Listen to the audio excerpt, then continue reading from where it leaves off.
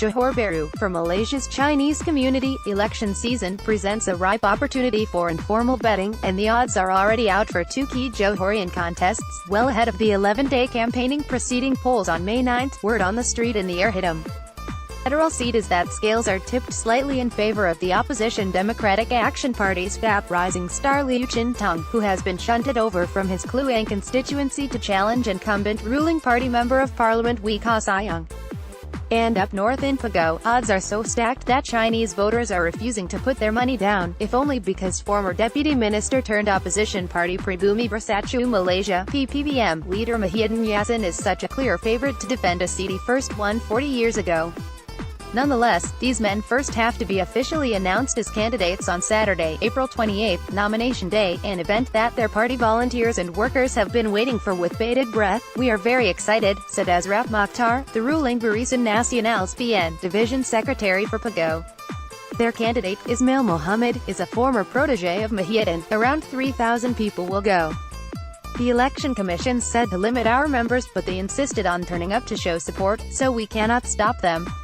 The opposition Pakatan Harapan Alliance branch in Ayer Hitam, Johor, with a banner showing candidate Liew Chin Tong, center, with Dr. Mahathir Mohamad, right. Photo, Justin Ong, Azrap's counterpart in Ayer Hitam, Ong Jin Hong, told Channel News Asia to expect more than 1,000 supporters to march with Dr. Wee to the nomination center in Yongpung Town. PPBM's Pago branch volunteer Safadin Mode Yunos meanwhile offered a more modest estimate of 500 showing up in support of Muhyiddin, though he spoke eagerly of how his party, chaired by former Prime Minister Mahathir Mohamad, had attracted volunteers from all over Malaysia. "We transport them everywhere, feed them, and bought more than 10 homestays for them," said the 55-year-old. "They are very keen to participate. They believe in the struggle. WHO knows their voters best," a restaurant owner in the Taman Pago Jaya area, Go, said. Locals here were fully behind Muhyiddin, pointing to the latter's efforts to build the area up as an education hub. Safadin, too, said party members had a good feeling about how the polls will turn out. "After walking the ground, when we approach people to give pamphlets, they say, 'You don't have to convince us, we are already convinced,'" he related. "That's positive, but more importantly, it has to be translated into votes," PN's Azrap, however, countered. "We know our voters, they are loyal people and we have looked after them. We are optimistic and confident." The exterior of the Malaysian Chinese Association's MCA Ayer Hitam branch office. The MCA is part of the ruling Barisan Nasional coalition. Photo, Justin Ong, at the Ayer Hitam branch of the Malaysian Chinese Association, MCA, a member of the BN coalition. Ong declared, "We haven't stopped being on the ground since the last election, and we can see that the Chinese are choosing the MCA. The opposition talk about a Malaya tsunami, but we haven't felt it here.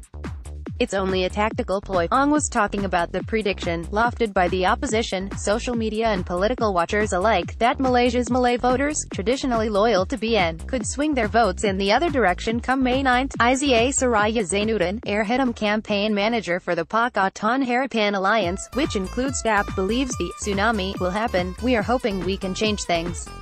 But we are also worried about the unexpected," she acknowledged.